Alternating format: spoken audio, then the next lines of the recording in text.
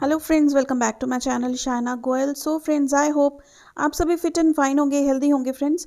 सो आज के सेशन में हम एक बहुत इंपॉर्टेंट टॉपिक डिस्कस करने वाले हैं, that is NCF 2005 national curriculum framework 2005। और ये बहुत इंपॉर्टेंट टॉपिक है, चाहे आप कोई भी टीचर ट्रेनिंग का कोर्स कर रहे हैं या फिर आप सीटेट पीटेट के लिए प्रिपेयर कर रहे हैं, तो इस टॉपिक में से आपको क्वेश्चन डेफिनेटली देखने को मिलता है।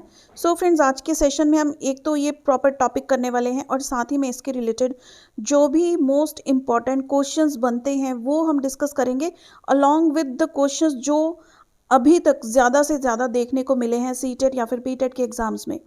ठीक है, तो ये सारे क्वेश्चंस हम आज के सेशन के एंड में देखेंगे। So friends, before I start with the session, अगर आप मेरे चैनल पर नए हैं तो इसे सब्सक्राइब कर लीजिए और साथ ही में क्लिक कर दे बेल आइकन पर to get notifications of my latest uploads. So starting with NCF 2005। NCF 2005 basically है क्या? ये एक नेशनल करिकुलम फ्रेमवर्क है, यानी कि ये क्या है? बेसिकली एक डॉक्यूमेंट है।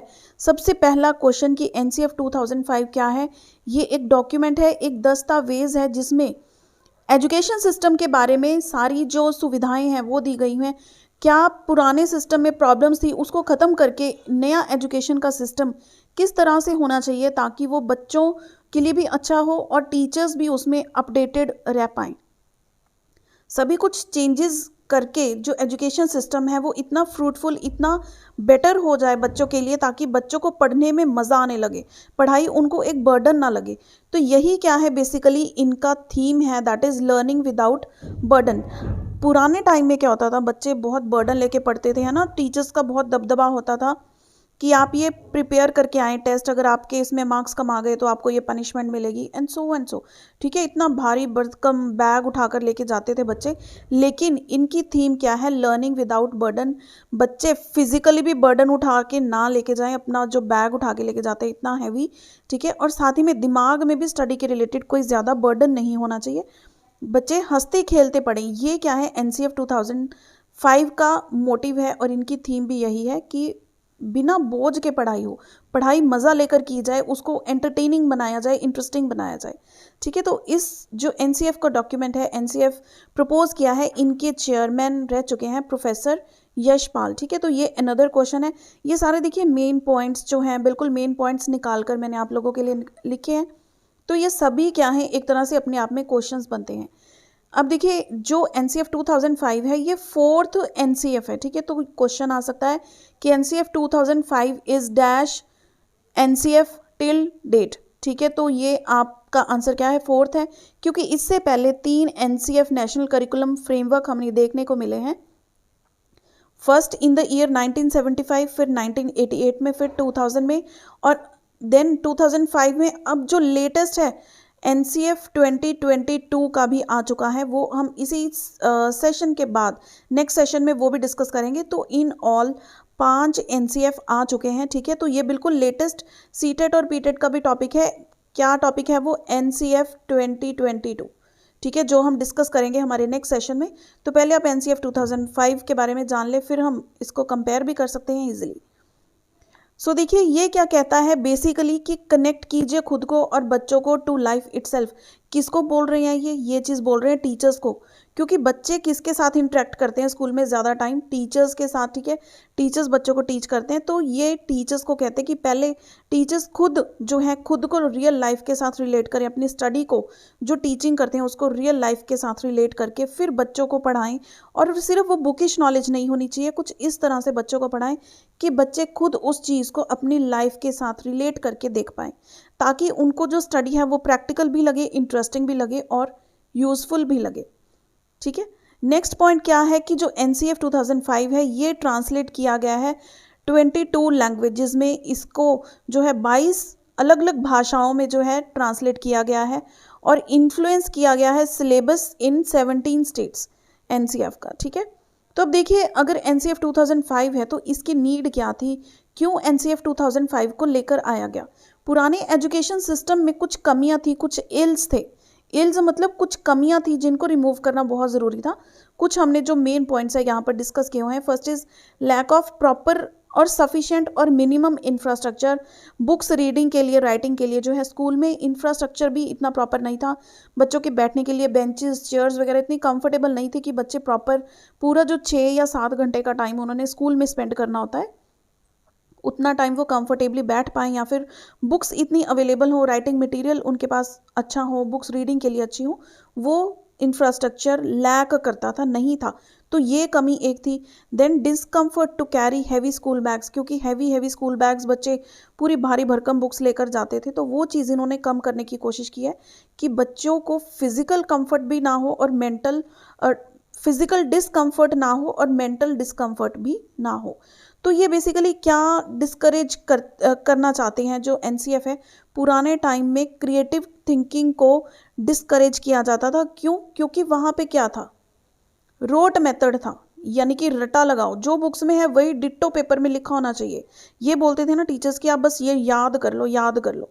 सिर्फ लर्निंग का काम होता था, क्रैमिंग का काम होता था। लेकिन एनसीएफ कहता है कि बच्चों की क्रिएटिव थिंकिंग होनी चाहिए। क्रिएटिव थिंकिंग कब होगी? जब वो एक्टिवली क्लास में पार्टिसिपेट करेंगे। ठीक है, तो क्रिएटिव थिंकिंग होनी चाहिए, रोट मेथड को ख़त्म करना चाहिए। देन इसकी नीड क्यों हुई? पुराने सिस्टम में और कमी क्या थी? क्योंकि वो निगलेक्ट करते थे बच्चों की ओवरऑल पर्सनालिटी को। अब क्लास में जब पढ़ाई चल रही है तो पूरा दिन पढ़ाई चलती थी, बच्चों के लिए अदर एक्टिविटीज़, कोई उनकी प्लेस की एक्टिविटीज़ हैं, ठीक है, या फिर उनकी रिक्रिएशन, उनके इंटरेस्ट की एक्टिविटीज़ को बिल्कुल इम्पोर्टेंस नहीं दी जाती थी। या फिर कह लो कि जो गर्ल्स हैं उनको गेम्स की बजाय उनको कुकरी क्लासेस में भेजा जाता था, या फिर सो एंड सो। तो गर्ल्स के लिए भी फैसिलिटीज़ कम थी, ठीक है, उनके साथ हम कह सकते हैं एक तरह की पार्शियलिटी की जाती थी। तो वो चीज़ क्या थी? इसकी इल्स ऑफ एजुकेशन सिस्टम थे पुराने। Then absence of separate toilets and sanitary requirements for girls, ये नहीं मौजूद थे जो बहुत ज़रूरी हैं आज के टाइम में। देन क्या थे? Physical punishment. सबसे फेवरेट टीचर्स की होती थी कि भैया चलो मुर्गा बन जाओ बेटा अब तुम, है ना। तो वो कान पकड़ते थे, पता नहीं किस तरह से, वो क्या टेक्सचर होता था बॉडी पोस्चर, तो उस पोस्चर में बिठाई रखते थे मुर्गा बना के, है ना। तो वो क्या थी? फिजिकल पनिशमेंट, स्केल से हाथों पे पिटाई करना या फिर एक चांटा लगा देना, वो फिजिकल पनिशमेंट्स बहुत गलत थी, बच्चों को बहुत ज़्यादा डीमोटिवेट करती हैं। वो मॉरल उनका जो होता है ना, बच्चों का अंदर से सेल्फ रिस्पेक्ट होती है, वो ख़त्म कर देती थी वो चीज़। तो ये थी नीड, एनसीएफ की नीड थी। क्यों? क्योंकि ये कमियां देखने को मिली पुराने एजुकेशन सिस्टम में। तो इन कमियों को दूर करते हुए एनसीएफ ने कुछ पर्सपेक्टिव्स दिए, कुछ प्रिंसिपल्स दिए, जो अब हम यहाँ पर डिस्कस करने वाले हैं।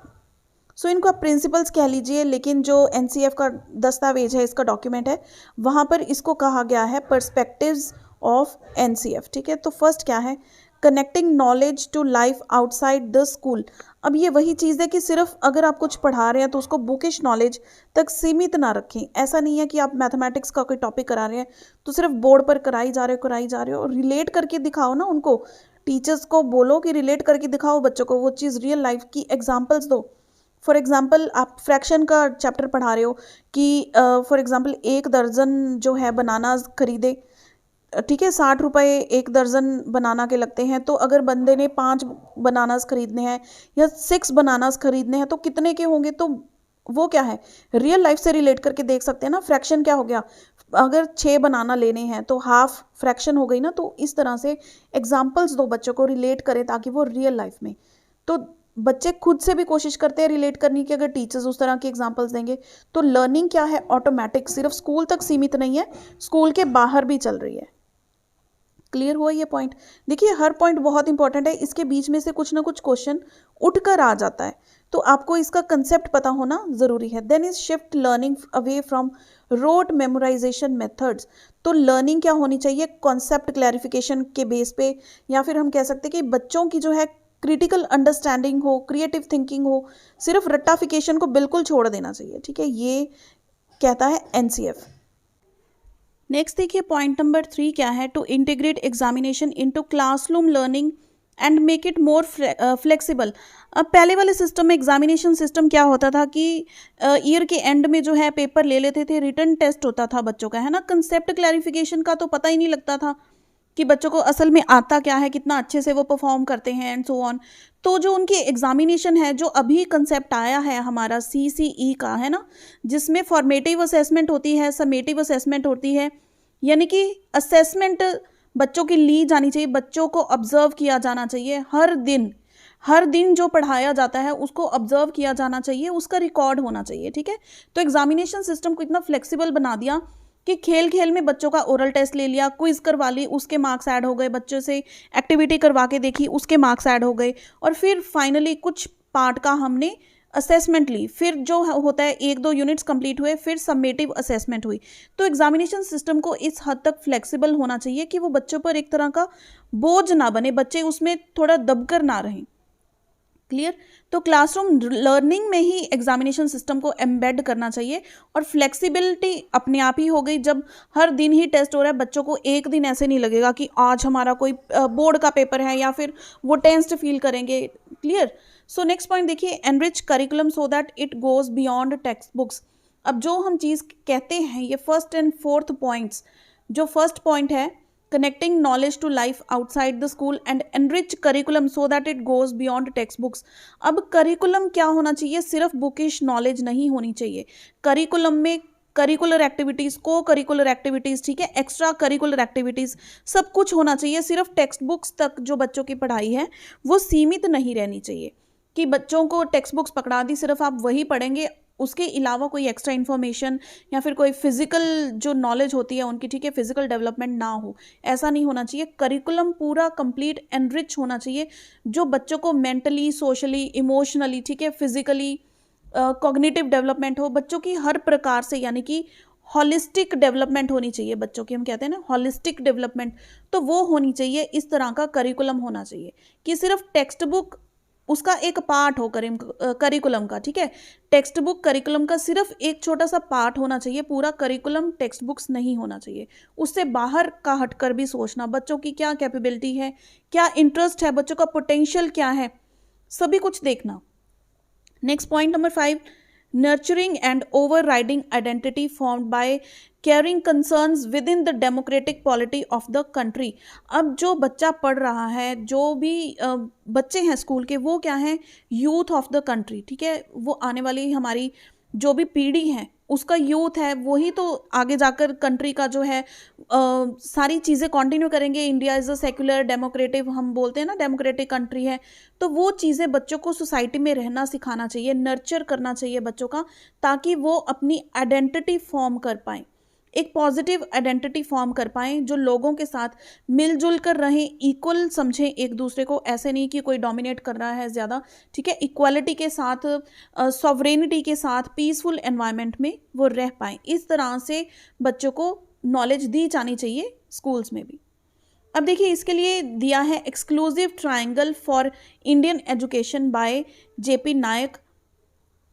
तो ये आप देख सकते हैं, इक्वालिटी, क्वालिटी एंड क्वांटिटी।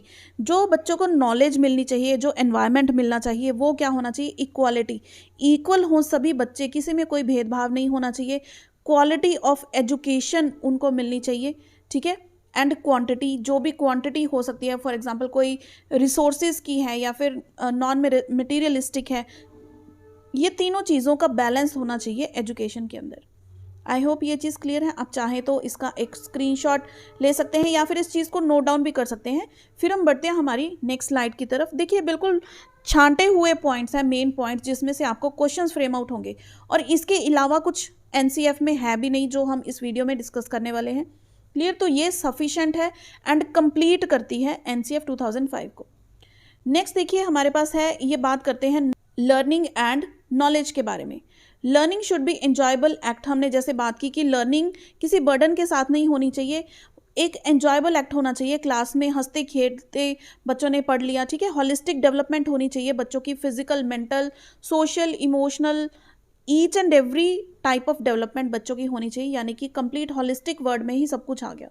उसके बाद जो क्लासरूम का एनवायरनमेंट है वो क्या होना चाहिए, इंक्लूसिव एनवायरनमेंट होना चाहिए, समावेशी शिक्षा, जिसको हम डिटेल में डिस्कस भी कर चुके हैं प्रीवियस सेशंस में, तो वो भी आप चेक कर सकते हैं अगर उसके रिलेटेड आप डिटेल में देखना चाहते हैं तो।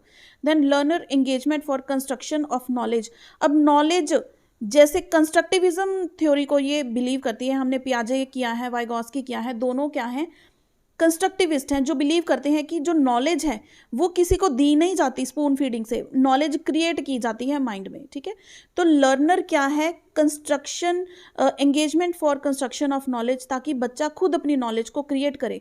टीचर क्या है, यहाँ पे टीचर का रोल, ये बहुत इंपॉर्टेंट क्वेश्चन होता है कि जो टीचर का रोल है ना वो क्या होता है, एज अ फैसिलिटेटर, फैसिलिटेट करना नॉलेज को, ठीक है। ये किसका रोल है, टीचर का। टीचर का रोल कोई बच्चों पर बर्डन डालना नहीं है, या फिर कोई उनको ऑर्डर्स देना नहीं है, या सिखाना नहीं है। फैसिलिटेट करना, सिर्फ अपनी जो इन्फॉर्मेशन है वो बच्चों की तरफ शिफ्ट करना, उनको बताना कि ये चीज़ इस टॉपिक में है, फिर बच्चा उसको इन्फॉर्मेशन की फॉर्म में किस तरह अपने माइंड की स्कीमा में स्टोर करता है, वो क्या होती है, construction of knowledge in the mind of a person, ठीक है। काफ़ी कुछ डिस्कस हो गया इसी छोटे से पॉइंट में। सो मेन आपने 2-3 चीज़ें क्या याद रखनी है। एक तो बच्चे का होना चाहिए होलिस्टिक डेवलपमेंट, टीचर्स क्या एक्ट होते हैं एज अ फैसिलिटेटर, और ये जो NCF 2005 है ये किसके बेसिस पर बना है, that is it believes in constructivism theory, ठीक है। कंस्ट्रक्टिविज्म अप्रोच है जो, उस पर ये बिलीव करता है। Then active learning through the experimentation mode, यानी कि बच्चों को प्रोजेक्ट्स देकर कर सकते हैं। अगर कोई होमवर्क असाइन करना है, ऐसे नहीं है कि सब कुछ टीचर्स बताएंगे, बच्चों को एक्सपेरिमेंट करने दो, कुछ ना कुछ गलतियां करेंगे फिर ही तो सीखेंगे ना। गलतियां किए बिना बच्चे कैसे सीखेंगे। अक्सर आपने देखा होगा पेरेंट्स बोलते हैं बेटा ऐसे मत करो, ऐसे मत करो, साइकिल इतनी तेज मत चलाओ, लेकिन बच्चा तेज चलाता है, जब गिरता है तब उसको पता लगता है कि नहीं चलाना था इतनी तेज, है ना। तो जब तक मिस्टेक्स नहीं होंगी तो हम सीखेंगे नहीं। इसलिए एक्सपेरिमेंटेशन मोड बहुत ज़रूरी है एक्टिव लर्निंग के लिए, ताकि बच्चा अपनी खुद की गलतियों से भी सीखे। आई होप ये चीज़ क्लियर है। बढ़ते हैं नेक्स्ट। तो इसमें देखिए लैंग्वेजेस के बारे में क्या कहा है। लैंग्वेज होनी चाहिए 3 लैंग्वेज फार्मूला इंप्लीमेंट होना चाहिए, 3 लैंग्वेज फार्मूला, जो हमने NEP 2020 में भी किया था। Emphasis on mother tongue as medium of instruction. अब देखिए जो छोटे बच्चे होते हैं, जो मदर टंग है घर में भी वही बोली जाती है, फ्रेंड्स के साथ भी बच्चे वही बोलते हैं, तो बेसिक अगर कंसेप्ट बच्चों का बढ़ाना है तो मदर टंग यूज़ करनी पड़ेगी। उसके बाद जो हम है हाई लेवल की लैंग्वेजेस यूज़ कर सकते हैं, या फिर इंग्लिश यूज़ कर सकते हैं, and other Indian languages use कर सकते हैं। देन ये फोकस करते हैं मैथमेटिक्स पे कि ये सब्जेक्ट्स होने चाहिए बच्चों को, और इन सब्जेक्ट्स में क्या सिखाया जाना चाहिए। Teaching of mathematics to focus on child's resources to think and reason, सोचना और तर्क करना किसी भी चीज़ पर। विजुअलाइज एब्स्ट्रैक्शंस, जो चीज़ें नहीं बताई गई उसको माइंड में एज्यूम करना, ठीक है। स्पेसिफिक से लेकर जनरल की तरफ मूव कर सकें बच्चे खुद से, and to solve problems. Then access to quality mathematics education is the right of every child, ठीक है। नेक्स्ट देखिए क्या है, कंप्यूटर है, साइंस है। कंप्यूटर में बच्चों की, जैसे हमने NEP 2020 में भी बात की थी कि जो कोडिंग है 6 क्लास से कोडिंग स्टार्ट होनी चाहिए। तो आज का ज़माना क्या है भाई, टेक्नोलॉजी का ज़माना है, तो कंप्यूटर की नॉलेज मस्ट है सभी बच्चों के लिए। आपको फ़ोन चलाना आता हो ना हो, आप अब घर में छोटे बच्चे को पकड़ा दीजिए फ़ोन, सब कुछ एक दिन में वो असेस कर देंगे कि ये ऐसे होता है, मैसेज ऐसे करना है, ये फंक्शन ऐसे होता है। तो वो क्या है, बच्चे बहुत फास्ट हैं और टेक्नोलॉजी के बहुत जल्दी सीखते हैं। और कंप्यूटर क्या है, it involves the use of application of tools of the information and computer as.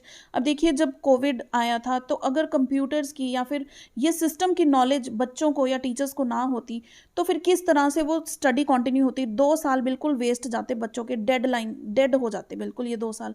तो ये बचे इसीलिए हैं क्योंकि कंप्यूटर एक ऐसी टेक्नोलॉजी है जिसके through learning never ends, teaching never ends, information का हब है, ये सोर्स है, ठीक है, with the help of internet. तो स्कूल एजुकेशन में ये सब्जेक्ट होना, इसका प्रैक्टिकल होना बहुत ज़रूरी है। देन देखिए साइंस आता है next. Science teaching should focus on methods and processes that will nurture their curiosity and creativity. तो साइंस बेसिकली होता क्या है, हम कहते हैं एक्सपेरिमेंट्स होने चाहिए। वही चीज़ कहते हैं कि एक्सपेरिमेंट्स को भी फोकस किया जाना चाहिए ताकि बच्चों की जो क्यूरियोसिटी है और क्रिएटिविटी है वो एनहांस हो पाए। Then social science equip children to think critically on social issues. अब पॉलिटिकल सिस्टम है हमारी कंट्री का, ठीक है, जो भी पॉलिटिकल इश्यूज होते हैं या फिर हम कहते हैं कि इलेक्शंस होते हैं, बच्चों को उन चीज़ों के बारे में नॉलेज होनी चाहिए, तभी तो वो बड़े होकर उस चीज़ का एक इम्पॉर्टेंट और रिस्पॉन्सिबल पार्ट बन सकते हैं, ठीक है। इंटरडिसिप्लिनरी अप्रोचेस प्रमोटिंग की national concern such age gender justice, जो हम कहते हैं कि जेंडर डिस्क्रिमिनेशन होता है मेल्स और फीमेल्स में, या फिर ह्यूमन राइट्स की जो बात है, sensitivity to marginalised groups, on and minority, सभी को एक समान देखना। ये चीज़ें कहाँ से बच्चों को स्टार्टिंग से ही पढ़ाएंगे तभी वो उस लेवल से ऊपर बढ़ेंगे।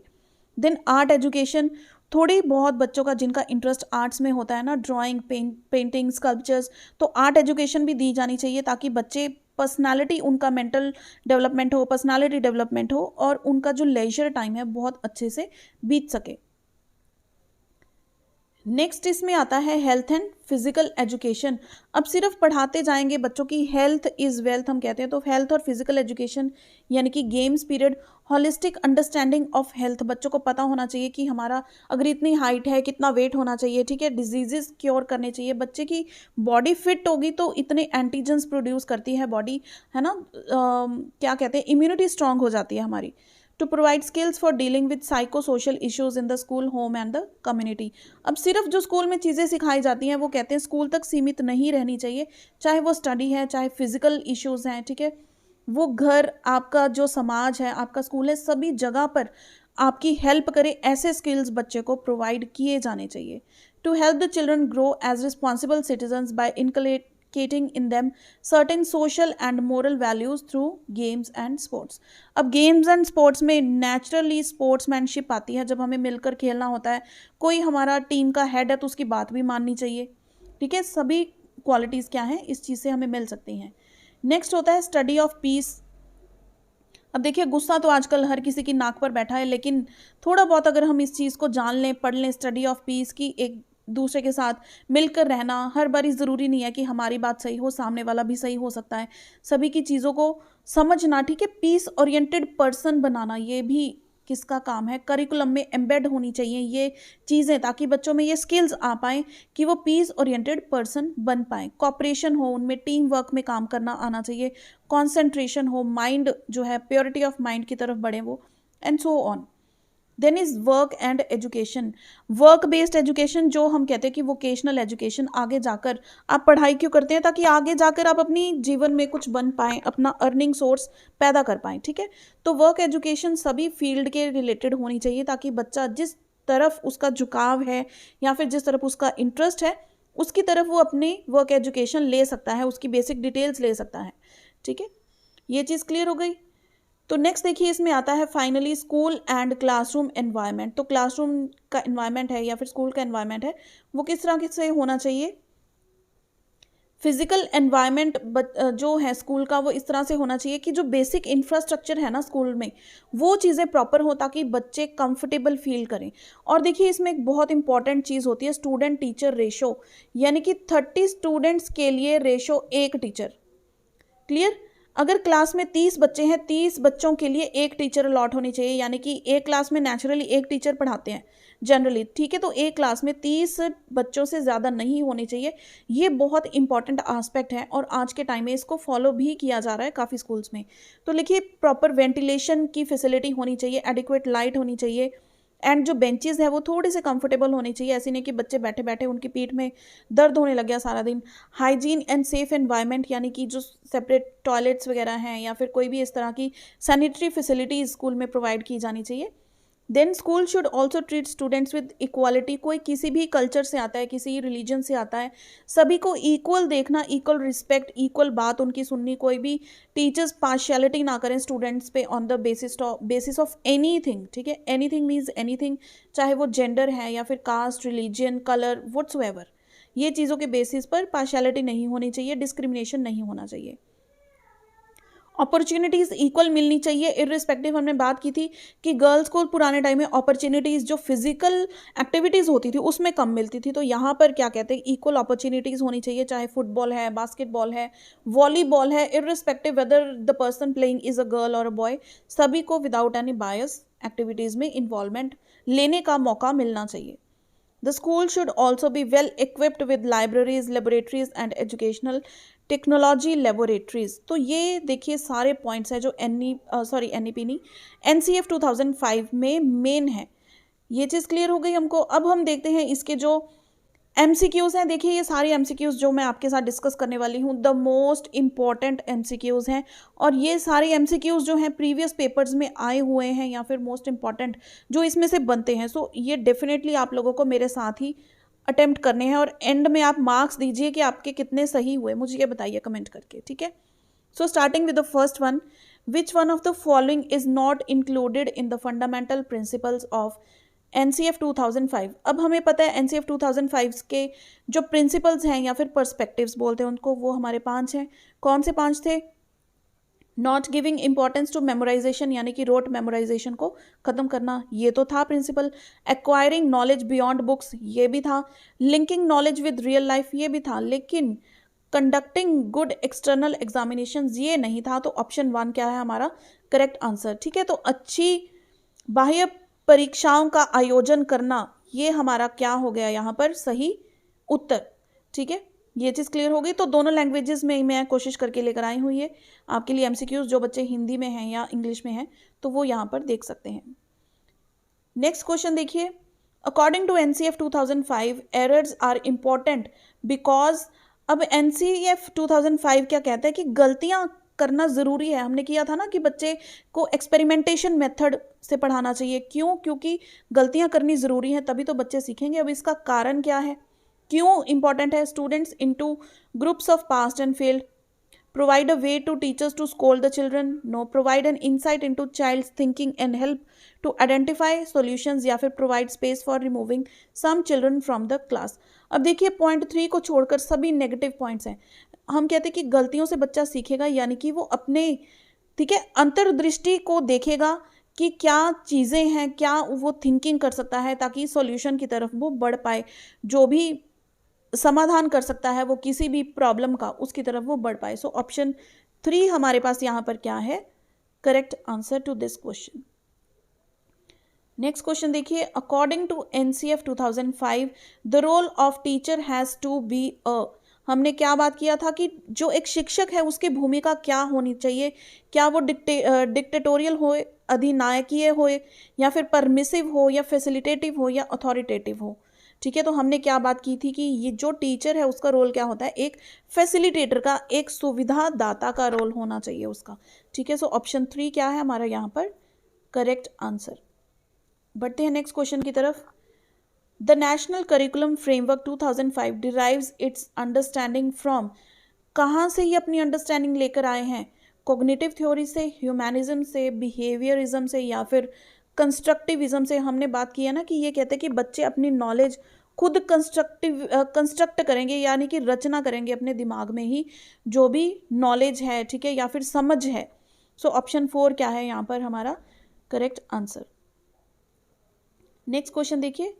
सो फ्रेंड्स, आई एम श्योर ये चीज़ें आपको हेल्पफुल लग रही होंगी। सो प्लीज़ वीडियो को ज़्यादा से ज़्यादा लाइक कीजिए। जितने लोग आप देख रहे हैं तो उतने लाइक्स तो बनते हैं, और ज़्यादा से ज़्यादा शेयर कीजिए अपने दोस्तों के साथ। Now, in which language education system should be given to children belonging to linguistic minority groups as per NCF 2005। तो जो लिंग्विस्टिक माइनॉरिटी ग्रुप्स हैं, ठीक है, कुछ जो टॉपिक्स हैं वो आपको क्वेश्चंस में ही क्लियर हो जाएंगे। तो उनको एजुकेशन किस लैंग्वेज में प्रोवाइड की जानी चाहिए? वो उनको उनकी मातृभाषा यानी कि मदर टंग में प्रोवाइड की जानी चाहिए, ताकि वो उन चीज़ों को समझ पाएँ अच्छे से, कंसेप्ट उनका क्लियर हो पाए उन चीज़ों का। समझ में आ गई ये चीज़? Next question, mathematics curriculum from primary schools for primary schools as recommended by NCF 2005, student should be prepared for progressive mathematics, या फिर student should be related to the everyday experiences of the students, या फिर should focus on procedural knowledge, या फिर must be rigorous in mathematical concepts. हम क्या कहते हैं कि मैथमेटिक्स है या कोई भी करिकुलम है वो इस तरह से होना चाहिए कि बच्चा उसको अपनी निजी ज़िंदगी से, प्रतिदिन के अनुभवों से जोड़कर उसको देख पाए, यानी कि डेली की जो उसके एक्सपीरियंसेस हैं उसके साथ रिलेट करके उस चीज़ को समझ पाए। तो कंसेप्ट भी अच्छे से क्लियर हो जाएगा और रोट मेमोराइजेशन यानी कि रट्टाफिकेशन भी नहीं करना पड़ेगा। सो सही आंसर हमारा क्या है? Option 2। Next question, according to NCF 2005 what is the correct method of assessment of children. अब बच्चों का यदि हमें आंकलन करना है तो उसका सही तरीका क्या है? क्या पूरे साल भर के एंड में हमें उसको आंकलन करना चाहिए, या फिर डेली एक्टिविटीज़ के बेसिस पर करना चाहिए, या फिर हाफ ईयरली जो हम बोलते हैं SA, है ना, SA1 SA2, ये हाफ ईयरली एग्जाम्स होते हैं, या फिर नन ऑफ दिस। तो हमने क्या बात की थी कि डेली, हर दिन, प्रतिदिन बच्चों का आकलन होना चाहिए, उनकी जो है असेसमेंट होनी चाहिए, ताकि वो अपनी गलतियां डेली उसको सुधार पाएं, जो उनमें कमियां हैं। ऐसे नहीं है कि एकदम से 10-20 गलतियां इकट्ठे करके बच्चों को बता दी तो क्या इंप्रूव करेगा वो। डेली बच्चों की असेसमेंट होनी चाहिए, उनकी इंप्रूवमेंट होनी चाहिए, उनका आकलन होना चाहिए। नेक्स्ट देखिए क्या है, which is not true as per NCF 2005। All children have the ability to learn, ये तो सही है। All children are motivated to learn by nature, children learn in the same way as the individual level, the process of learning goes on both inside and outside the school. अब जो different है point वो क्या लग रहा है, children learn in the same way at the individual level, ये कहते हैं, लेकिन कि इंडिविजुअल डिफरेंसेस हमें समझने चाहिए, बच्चों में भेदभाव नहीं करना। हर बच्चे की लर्निंग की जो कैपेसिटी होती है, स्पीड होती है, तरीका होता है, वो डिफरेंट होता है। तो सभी बच्चे सेम तरीके से नहीं सीखते हैं, बच्चे व्यक्तिगत स्तर पर एक ही तरह से सीखते हैं, ये बिल्कुल गलत चीज़ है, क्योंकि हर बच्चे का लर्निंग स्टाइल डिफरेंट है। कोई देखिए वीडियो ये सुनकर सीख रहा है, कोई देखकर सीख रहा है, कोई हो सकता है इन चीज़ों को बुक्स से सीखता हो, कोई प्रैक्टिकली करके कुछ सीखता हो, तो सभी का लर्निंग वे डिफरेंट होता है। तो थर्ड पॉइंट क्या है हमारे यहाँ पर correct answer. Next, according to NCF 2005 which one of the following is not the objective of teaching mathematics at primary level। अब देखिए नॉट वाले क्वेश्चंस होते हैं ना, ये आते ज़रूर हैं पेपर में और कंफ्यूज भी बड़ा करते हैं। तो नॉट पॉइंट को ना बड़ा ध्यान से हाईलाइट कर लिया करो अपने माइंड में कि भाई ये नॉट वाला कंसेप्ट है। तो objective of teaching mathematics eight primary level क्या है वो हम देख लेंगे, और जो नहीं है उसको आंसर टिक कर देंगे। Preparing for higher and abstract studies in mathematics, तो पहला ही पॉइंट जो है, अगर हम प्राइमरी लेवल पर ही बच्चों को एब्स्ट्रैक्ट स्टडीज़ और हायर मैथमेटिक्स के बारे में बताने लग गए तो उनका बेस क्लियर कहाँ से होगा। ठीक है, तो फर्स्ट ऑप्शन ही करेक्ट होगी, बाकी ऑप्शंस एक बार देख लेते हैं। Making math a part of child's life experiences, ये तो सही है। Encouraging problem solving and problem solving skills, ये भी सही है। एनकरेज रैशनल थिंकिंग, ये भी सही है। तो हमारा सही आंसर क्या है, ऑप्शन 1, यानी कि गणित में उच्चतर और अमूर्त पढ़ाई की तैयारी कराना। प्राइमरी लेवल पर छोटे बच्चों को किस तरह से आप हायर स्टैंडर्ड की स्टडी के बारे में एनकरेज करेंगे। ठीक है, सो ऑप्शन 1 क्या है यहाँ पर हमारा correct answer. Next question, which one of the following the national curriculum framework NCF 2005 does not propose in the context of EVS teaching। अब NCF 2005 में EVS teaching के बारे में क्या चीज़ नहीं बोली गई है, फिर से नॉट वर्ड आ गया, क्योंकि ये बहुत कंफ्यूजिंग होते हैं और पेपर में आते ज़रूर हैं। First is thematic approach, linkages with children's experience and context, hands on activity, या फिर फेमिलियरिटी विद टेक्निकल टर्म्स। अब देखिए जहाँ पर भी टेक्निकल का वर्ड आ जाए ना, समझ लीजिए वो आपका सही आंसर है। टेक्निकल की बात इन्होंने ज़्यादा कही नहीं है। ठीक है, EVS टीचिंग है तो टेक्निकल की बात बिल्कुल नहीं आएगी, तो टेक्निकल वाली ऑप्शन ही आपका क्या होगी, इसका आंसर होगी। So option 4 is the correct answer. Next, as per the NCF 2005 teaching is dash and dash in its character. अब टीचिंग क्या होनी चाहिए, पैसिव तो बिल्कुल गलत है, चाहे लर्निंग है चाहे टीचिंग है, पैसिव होनी ही नहीं चाहिए, दोनों चीज़ें एक्टिव होनी चाहिए। टीचिंग एक तो एक्टिव होनी चाहिए और क्या होनी चाहिए, सोशल। हमने बात की थी कि बच्चे को एक बेहतरीन सिटीजन बनाकर एक बेहतरीन नागरिक बनाना चाहिए, उसको सोशल वैल्यूज़ आनी चाहिए। तो टीचिंग क्या होनी चाहिए, एक्टिव एंड सोशल होनी चाहिए। तो पहला आंसर हमारा क्या है, करेक्ट आंसर। नेक्स्ट क्वेश्चन देखिए, टॉल शेप ऑफ मैथमेटिक्स, ये बहुत इंपॉर्टेंट क्वेश्चन है। Tall shape of mathematics mentioned in NCF refers to, किसके साथ रिलेट करते हैं टॉल शेप ऑफ मैथमेटिक्स। ये मैं आपको बता दूं, हम पॉइंट्स में ये डिस्कस नहीं किया हमने, ये डिस्कस करते हैं with the building of one concept on another. Tall shape of mathematics means सबसे पहले आप, फॉर एग्जाम्पल आपको 2 डायमेंशनल ऑब्जेक्ट्स हैं उसके बारे में पढ़ाना है, तो सबसे पहले आपको बताया जाएगा कि 2D ऑब्जेक्ट्स कौन से होते हैं। फॉर एग्जांपल एक बैंगल दिखा दी, या फिर कोई भी आपको चीज़ दिखा दी, एक बैंगल हो गई, या फिर एक स्क्वायर बना के दिखा दिया, रेक्टेंगल बना के दिखा दिया, है ना। एक पेज दिखा दिया, पेज किस फॉर्म में है, ये है एक रेक्टेंगल फॉर्म में। तो उसके बाद उस चीज़ की एग्जांपल्स देनी, उसकी लेंथ विड्थ ये चीज़ें बतानी, उसका फॉर्मूला करना। तो ये एक कंसेप्ट के बेस पर ही दूसरा कंसेप्ट बिल्ड होता है। ये चीज़ों के बारे में समझाना tall shape of mathematics means एक कंसेप्ट के आधार पर दूसरा कंसेप्ट बताना, building of one concept on another, ये होती है tall shape of mathematics. Clear हुई ये चीज। नेक्स्ट क्वेश्चन देखिए, which one of the following reforms has been suggested in the examination reforms under NCF 2005। अब एग्जामिनेशन रिफॉर्म्स में क्या बताया है कि किस चीज़ को सपोर्ट करते हैं ये, ओपन बुक एग्जामिनेशन को, सीसीई को, कॉन्टिन्यूस एंड कॉम्प्रिहेंसिव इवैल्यूएशन को, या फिर ग्रुप वर्क इवैल्यूएशन को। लेकिन ये तीनों ही पॉइंट को सजेस्ट करता है एनसीएफ 2005 कि ओपन बुक एग्जामिनेशन, जो कोविड के टाइम पे बच्चों ने एक्चुअल उस चीज़ को फेस भी किया है। ओपन बुक एग्जामिनेशन हुआ था, बीएड वाले तो जानते होंगे, बीएड 4th सेमेस्टर में थे आप, फर्स्ट टाइम जब लॉकडाउन लगा तो ओपन बुक एग्जामिनेशंस हुए थे। Then continuous and comprehensive evaluation को भी ये सजेस्ट करता है, देन ग्रुप वर्क इवैल्यूएशन को भी सजेस्ट करता है। तो ऑप्शन डी हमारा क्या हो गया, correct answer, all of the above. Clear हो गई इतनी बात। नेक्स्ट देखिए, what is the role of teacher in NCF 2005। ये दोबारा से क्वेश्चन रिपीट हो गया, that is instructor. Next question देखिए, teaching maxims that should be followed in schools. Teaching maxims क्या होनी चाहिए, हमने मैक्सिम्स ऑफ टीचिंग ये पढ़े हुए हैं, फ्रॉम नोन टू अननोन, ठीक है, direct to indirect and so on.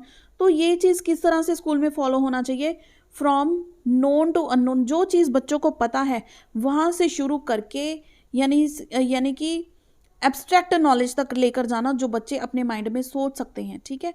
For example बच्चों को बैंगल दिखा दी, फिर उनको 2D कंसेप्ट्स की तरफ लेकर जाना, या फिर बच्चे को एक बॉल दिखा दी, एक रेक्टेंगल कोई डिब्बा दिखा दिया, है ना, तो वो उससे बच्चों को 3D कंसेप्ट्स की तरफ लेकर जाना, ये होता है फ्रॉम नोन टू अननोन। तो ये ऑप्शन क्या है हमारी correct option. Next, according to NCF learning is, NCF के अकॉर्डिंग जो है लर्निंग क्या होनी चाहिए। अब सेम क्वेश्चन देखिए हमने टीचिंग के लिए भी किया था कि टीचिंग क्या होनी चाहिए, एक्टिव एंड सोशल, तो लर्निंग भी क्या होनी चाहिए, एक्टिव एंड सोशल। पैसिव तो बिल्कुल ही नहीं होती लर्निंग, लर्निंग एक्टिव होती है, क्योंकि लर्नर क्या है अपने माइंड में नॉलेज को कंस्ट्रक्ट करता है actively. Then NCF 2005 was published by, किसने पब्लिश किया था इसको, एनसीईआरटी। ये भी बहुत इंपॉर्टेंट क्वेश्चन है। सो फ्रेंड्स, यहाँ पर हमारे ये मोस्ट इंपॉर्टेंट जो भी क्वेश्चंस है ये कंप्लीट होते हैं, एंड आई एम श्योर यहाँ पर हमने पूरी एनसीएफ 2005 को कंप्लीटली डिस्कस कर लिया है with MCQs, and it would be definitely helpful to you. और इसमें से 1 या 2 क्वेश्चंस आपको पक्का देखने को मिलते हैं, और आने वाले सेशन में हम इससे भी ज़्यादा इंपॉर्टेंट जो बिल्कुल लेटेस्ट टॉपिक है वो डिस्कस करेंगे, दैट इज एनसीएफ 2022।